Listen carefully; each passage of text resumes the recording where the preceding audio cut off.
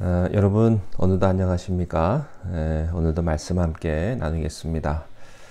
자, 마태복음 7장 5절 말씀입니다. 외식하는 자여 먼저 내 눈 속에서 들보를 빼어라. 그 후에야 밝히 보고 형제의 눈 속에서 티를 빼리라. 아멘. 오늘도 비판하지 마십시오. 마지막 한 번 더 말씀을 오늘 본문을 가지고 함께 나누도록 하겠습니다. 우리가 비판을 합니다. 어떤 기준과 잣대로 비판을 하는데, 그러면 그 기준과 잣대로 내가 또 비판을 받게 된다고 하나님이 말씀하시는 겁니다. 자기 안에 비판을 받을 요소가 없는 사람은요, 결코 타인을 정죄하거나 비판하지 않습니다. 그 비판하고 정죄할 내용이 잘 생각나지가 않습니다. 그러나 자기 안에 비판받을 요소가 많은 사람은요, 비판하고 정죄할 일이 머리가 터지도록 가득 차 있는 것입니다. 예를 들면 이런 거죠. 기술적으로 거짓말을 과거에 잘해왔던 사람은요, 다른 사람이 거짓말을 하려고 하면 누구보다도 빨리 그것을 캐치합니다. 아, 저 사람 거짓말 하는구나. 또 평소에 도둑질 잘했던 사람은요, 그 사람이 어떤 제스처를 취하는가, 그 사람의 느낌만 봐도 아, 저 사람이 도둑질할 사람인가 아닌가를 제일 먼저 압니다. 마음에 음란한 생각이 평소에 많은 사람들은요, 다른 사람이 스캔들 나고 그러면 신나가지고 킥킥대고 떠듭니다. 자기 안에 죄가 많고 실수와 허점이 많은 사람일수록 남을 공격을 잘합니다. 비판합니다. 자기는 똑똑하고 죄 안 짓는 척 하는 거예요.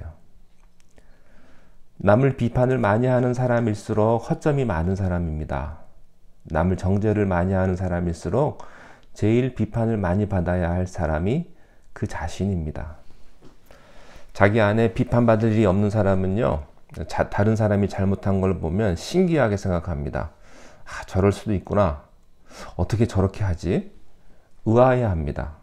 왜냐하면 자기가 그런 일을 해본 일이 없기 때문에, 자기는 그런 생각을 해본 일이 없기 때문에 누군가 잘못한 일을 하면요, 놀랍니다. 어쩜 저럴 수가 있지? 속으로.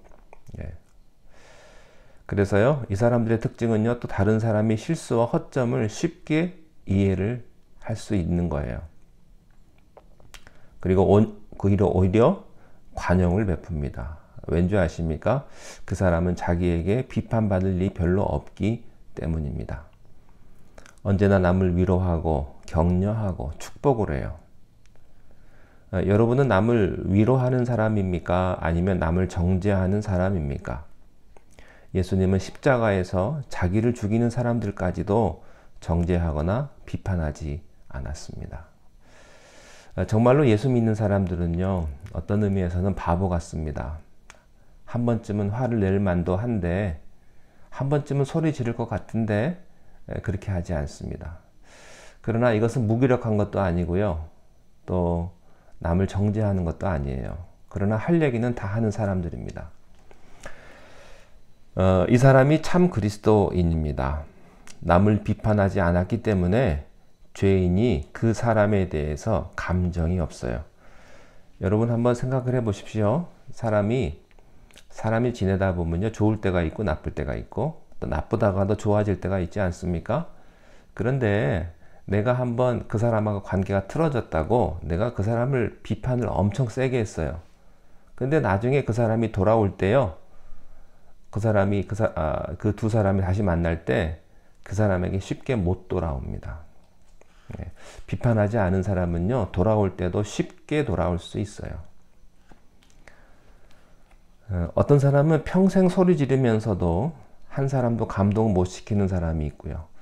어떤 사람은 평생 소리 한 번 안 지르고 가만히 있는데 많은 사람을 변화시키는 사람도 있습니다. 여러분, 내가 비판해서 다른 사람이 변하지 않습니다. 특별히 모든 아내분들이 알아야 될 일이 있습니다. 잔소리로 남편을 바꾸지 못합니다. 평생 남편 바가지 긁어봐야 남편 안 변합니다. 비판하면 움츠러들 뿐이고요, 비판하고 화를 내면 방어만 할 뿐이지 절대 변하지 않습니다. 예수님께서는 눈 속에 있는 티, 또 들보를 비유로 들어서 설명을 해 주셨어요. 3절에 보면 형제의 눈 속에 있는 티는 보고 내 눈 속에 있는 들보는 깨닫지 못하느냐. 여기에 티는요, 톱밥, 그 나무에서 나온 톱밥의 한 알갱이입니다. 겨와 같이 한 조각 같은 것입니다. 들보는 무엇입니까? 집을 지을 때 쓰는 석가래 또는 통나무를 의미하는 것이죠. 형제의 눈에서 발견한 티는 내 안에 통나무와 맞먹는다는 얘기입니다. 사람은 자기 자신에 대해서 무지하죠. 잘 몰라요. 특별히 자기 죄에 대해서 제일 무지합니다. 한번 자기 자신을 한번 보십시오. 여러분 정말로 정직하십니까? 정말로 겸손하신가요? 자신 있게 말할 수 있는 사람 별로 없습니다. 아니, 한 사람도 없을 것입니다. 그러면서 내 눈 속에 들보가 있다. 들보가 있다.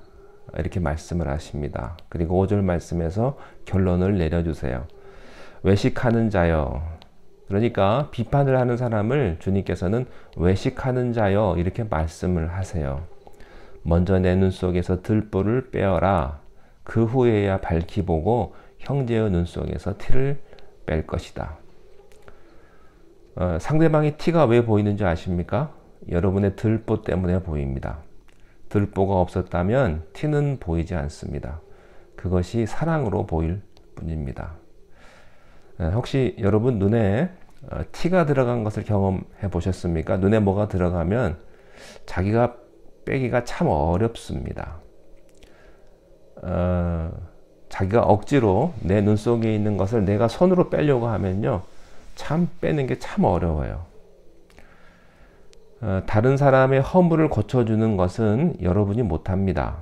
어떤 분들은 내가 버릇 좀 고쳐주겠다 이런 분들이 있는데 자기 자신 버릇부터 고치십시오. 절대 다른 사람 버릇 못 고칩니다. 누구든지 못 고쳐요. 그럼 어떻게 해야 됩니까? 내가 다른 사람의 티를 빼려고 하지 말고 먼저 내 눈 속에 있는 들보를 빼면 그 사람도 그 티가 저절로 빠지게 될 것이다. 그때 그 사람도 그 티가 빠지게 된다 하는 겁니다. 여러분 나쁜 사람한테요 막 욕하고 막 화를 내면 그 사람이요 미안합니다 그렇게 말하지 않아요. 어쩔래 그래요. 그렇다 나 나쁘다 어떻게 할래 이렇게 말합니다. 회개 안 합니다. 그저 무서워서 움츠러들고 화를 낼 뿐이죠. 그 사람은 다시 복수의 감정을 가져요. 그러므로 다른 사람의 티를 빼려고 하지 마십시오. 자기 눈에 들보를 자꾸 제거하려만 하십시오. 이때 하나님께서 다른 사람의 티까지도 다 빼도록 도와주실 것입니다. 문제는 납니다. 여러분 다른 사람이 문제가 없어요. 여러분 자신이 문제입니다. 제가 문제입니다. 내가 먼저 반성하면 상대방이 변하게 된다는 것이 예수님의 말씀입니다. 남에게 잘못된 것이 있다 하더라도 비판하지 마시고 오히려 그를 위해서 격려해 주시고 위로해 주십시오. 그 사람이 그런 처지까지 가게 된 것을 안타깝게 생각하시고 기도해 주십시오. 그때 그 사람은 변하게 될 것이고 하늘의 축복은 여러분의 것이 될 것입니다. 기도하겠습니다. 하나님 아버지, 오늘 주신 말씀을 인하여 감사합니다. 비판을 받지 아니하려거든 비판하지 말라고 하셨는데 우리가 내 눈 속에 있는 들보는 보지 못하고 다른 사람 눈에 있는 작은 티만 바라보고 있는 우리들이 아닌가 다시 한번 돌이켜보게 하시고 다른 사람의 허물과 죄에서 너무 민감하지 않고 나 자신을 보며 나의 죄에 대해서 통해 자복하며 하나님의 긍휼을 구하는 참으로 겸손한 하나님의 자녀의 삶을 살아가는 우리가 되게 인도하여 주시옵소서. 다른 사람을 위로하게 하시고 격려하게 하시고 또 그를 위해서 기도할 수 있는 중보기도의 사명자로 우리 모두를 인도하여 주옵소서. 예수님 이름으로 기도하옵나이다. 아멘.